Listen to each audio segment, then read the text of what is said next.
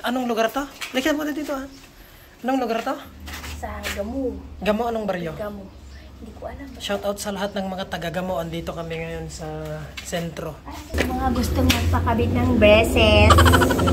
Dito lang. Bebe, oo, dito lang Kay Dr. Monteclara. Okay. Ayun na nga guys, nandito na kami sa loob ng clinic ng aking doktor. Waiting nga lang kaming dalawa ni Katuro dyan dahil meron pang isang ina-adjustan. Naririnig ko na. Maririnig mo yan? Pang-cleaning. Masakit sa ipin yun. Ika mo nga kasi. Hindi. Papayos ma? Oo, tagal na bago hindi ako naka... Tagal na no. Simula tumira tayo ng Ilagan no. Sure. O, Katuro, shout out Sir. daw. Shout out sir.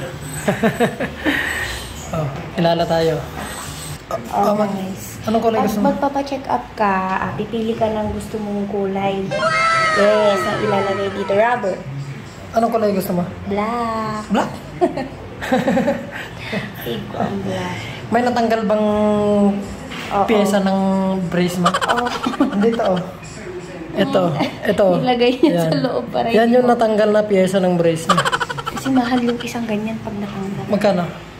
Dati Kasi marami ka ng utang sa akin. Dati kasi 300 pag natanggal. Ngayon? Pag nawala, 500. Naku, patay. Ewan ko lang. Black Dorot kukunin mo? Yes. Pero kung gusto mo, bawat isang bracket, lagyan mo ng isang iba-ibang kulay. Di bibilhin mo lahat? Rainbow. Hindi bibilhin kasama to sa ano. Kasama yan sa kan. Okay. O kunin mo na garad yung kanina, tanggal na bracket. Ikaw na sa sunod. Ako na next. Baka na doon. Iba na yung record ko ngayon kasi dumaya na ako. Dati ito. Oo. Sige, pasok ka na garad. So ayun na nga, nag-start nang i-adjust ni doktor yung aking brace. Sa part nga niyan mga Mars, sobrang sakit nung ipin ko. Alam nyo ba, lalo na nung clinic. Alam kong ramdam nyo yun guys sa mga kagaya kong nagpapadentis. Kaya kayo guys, alagaan nyo yung mga ipin ninyo. Kung maaari 3 times a day mag-toothbrush. Okay na? Kahit di naman kahit wala ka naman brace, maganda ka pa rin eh. Ang bayad? Hindi ako kay Katuro. Bayad? Ayan si banker. Hindi ako sa kanya pambayad guys. Wala na kaming pera. Pa-sponsor naman kayo dyan. Si Katuro papabrace din daw. In-adjust ba? Na-adjust? Sabi halata ng matagal na daw Paano 1 year isang beses lang. Pero in-adjust? Adjust. Cleaning. Okay. Mas luminis po.